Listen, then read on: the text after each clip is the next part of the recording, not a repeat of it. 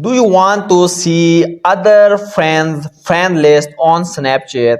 If you want to see other user friend list on Snapchat, for that just open your Snapchat profile Snapchat account.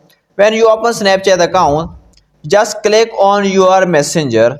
Simply the second option is your messenger option. The first one is location and the second one is your messenger option. Go to your messenger, then click or select the user or your friend. For that you want to see their friend list. Let's suppose I will open this one. Now when you open any chat of your friend, for that you want to see their friend list, just click on their name, and when you click on name, all profile detail about that specific friend will be visible to you. So just click on your friend list.